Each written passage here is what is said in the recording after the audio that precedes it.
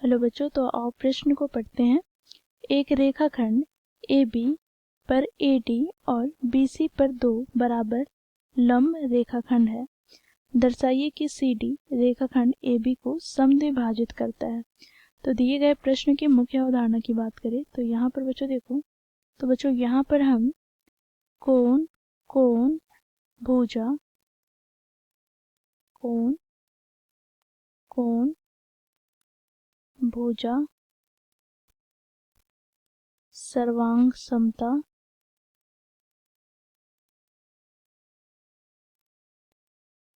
नियम का प्रयोग करेंगे। साथ ही बच्चों यहाँ पर हम देखेंगे यदि दो सर्वांगसम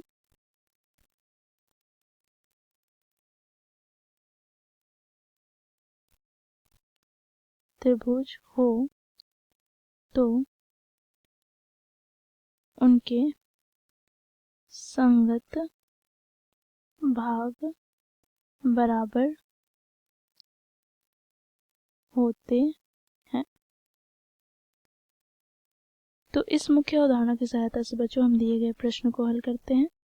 तो प्रश्न में बच्चों हमें क्या दे रखा है, तो AB पर AD तथा BC दो लंब रेखाखंड है, अर्थात यहाँ से हम कह सकते हैं कोण DAO बराबर है कोण CBO के। यहाँ पर ये 90 डिग्री, क्योंकि हमें लंब रेखाखंड दिया गया है।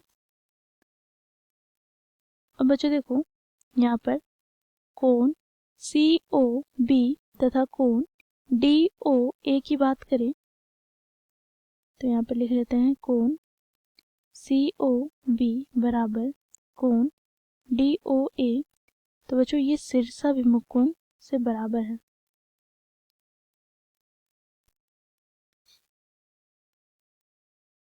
तथा यहाँ पर BC रेखाखंड बराबर दिए गए हैं AD रेखाखंड के।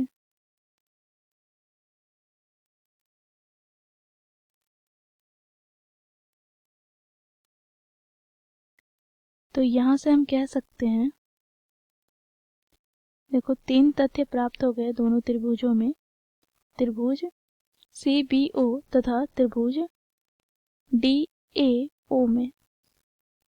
तो यहाँ से हमें प्राप्त हो जाएगा त्रिभुज CBO सर्वांगसम त्रिभुज, यहाँ पर देखो DAO। तो यहाँ पर बच्चों देखो कौन से नियम से, तो कोण, कोण, भुजा, सर्वांग समता नियम से।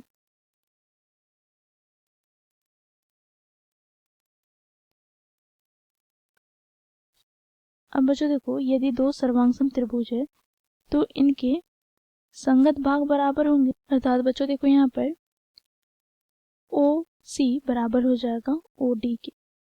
तो यहाँ पर हम लिखेंगे OD बराबर OC। CPCT से दो सर्वांगसम त्रिभुज के संगत भुजाएं बराबर होते हैं। साथ ही बच्चों यहाँ पर OA की संगत भुजा यहाँ पर OB होगी, तो ये दोनों भी बराबर होंगे। तो यहाँ पर OA बराबर OD, ये भी CPCT से।